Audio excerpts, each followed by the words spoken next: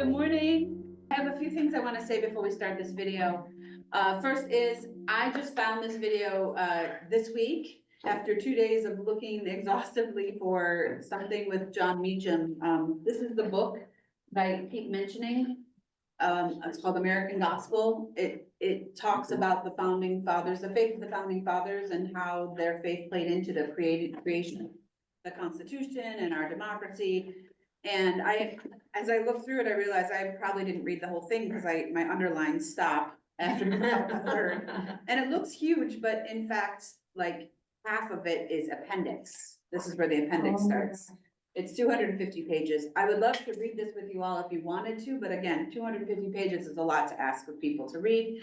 So I was looking for John Meacham talking to an audience about this book. And the problem is he's such a prolific writer that there's lots of YouTubes of John Meacham, but they're all about his subsequent books, his Andrew Franklin book and his Abraham Lincoln book and his book called The Soul of a Nation or something, which is the most recent and probably a worthwhile listen for us because it's probably on topic. But this was the one that I thought answered Chuck's questions about what does faith have to do with our Constitution? So the good news is I did find something. It was way back from 06 because this was published in 06. It was at the Miller Center for South Carolina University. And I followed the link and it was dead. So then I reached out to Miller Center and said, do you have this? You act like you have this. And somebody got back to me within that same day and said, hi, yeah, we can help you, but we're on spring break and we'll get it to you soon. So I knew we wouldn't have it this week. And so I went searching for something else. And I was talking to Paulo and he just happened to say, I was at a conference with William Barber last year and they showed this movie called Bad Faith. And so I looked it up. William Barber's in it, Eboo Patel is in it, some other people are in it. But in this process, I also found several more things. Alan brought up Kristen Stewart, God and Country. Do you want to tell us a little bit about that? I tried to get into the link that I told you about, and I couldn't. Yeah. You have to be a registered member of all. Turn into a movie? No.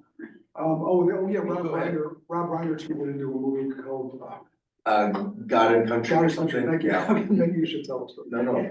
Yeah, I've read the book, yeah.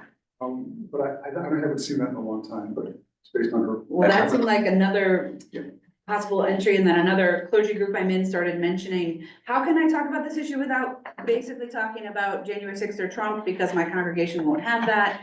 And so then there were more suggestions on Facebook about how to do that, including this book called Baptizing America. So if we wanted to continue this discussion, we could, and you all have to tell me how much appetite you have for that or when you're ready to move on. I just wanted to say one other note about church and politics as a response to, can we talk about politics in church? From a legal standpoint, in case this is where your anxiety comes from, churches are a 501c3 organization, right? So we are classified with schools and charities and churches. That means all those organizations are expected to do education and other nonprofit activities. And so education, we have free reign to educate ourselves as much as we want. And then there's a question of like, well, how much politics can we talk about? We can talk about politics and how our faith is connected to those politics in form of education as much as we want. It gets tricky when we start to use our budget towards advocating for certain things, but it only gets tricky when we use 15% of our budget to do that. Oh, good. If that makes it clear. I was an organizer for a long time, and so when we talk about issues and they had to do with who was gonna be, the platforms of different candidates, we had to deal with this issue all the time. Plus I did outreach to their congregations and they were always not always comfortable with politics. So I got really well versed in what this meant. And if we as a church decided to all send postcards to our elected officials about the values that we cared about, until we spent 15% of WCC's budget, that would not be a problem. And obviously there's no way we're gonna do that. We as a church do not endorse, we do not say vote for, we do not name candidates in terms of during election season and say this or this. But we can invite elected officials to come here and talk to us about what their issues are. We can have multiple officials or some, we are their constituents and we have a right to voice our thoughts to them and to discuss our thoughts amongst ourselves. Does that kind of get there. Yeah, a few years ago, this group had an elected official on Zoom talking to us from his office, congressman, because we wanted to hear his opinions on climate change. Yeah. Jan spoke here one time. Yeah. Mhm. I know that what's funny to me is that I know this idea, there's a lot of anxiety around politics and churches and whether or not we should intersect. And it feels so much like mainline churches take that so much more seriously than some of the conservative churches who, straight up have candidates all the time. And, and there's a tradition in African-American churches to always have the candidates, the presidential candidates come speak to them if they're available from the pulpit on a Sunday. So I know that we don't do anywhere near what, some churches do, we as mainline Protestants, right? It seems to me that some of them have outright said that you need to vote for. Yeah, depends on how much they're paying attention to the law, probably, and how much But they nothing seems to fear. happen. Yeah, how much they fear any kind of audit, right? I mean, what could happen is an audit. Now, how much you're comfortable with your congregation, right? If your congregation is not comfortable talking about politics, that's a whole other thing, and that's up to the congregation. But legally, we're in no way approaching anything in this instance. However, this movie is very political, more political than our last discussion. So, I don't know, give me all the feedback you'd like on that, by email or afterwards, and I'm happy to discuss and take your, change course as necessary. Okay. So we'll watch the first half of this Oh, now, yes, and I'll pray us in if you can set that up, please. Will you be with me in a spirit of prayer? Holy God, we come before you as concerned people who love you, love each other, and love our country. And please be with us as we try to learn more about how we can best advocate, be informed, be educated, be good representatives of the kingdom that you would like us to have, and how we can approach that through our very human processes of government. Amen. So that reminds me of the quote at the end of the thing we watched last week where she said, "What's growing in the corners?"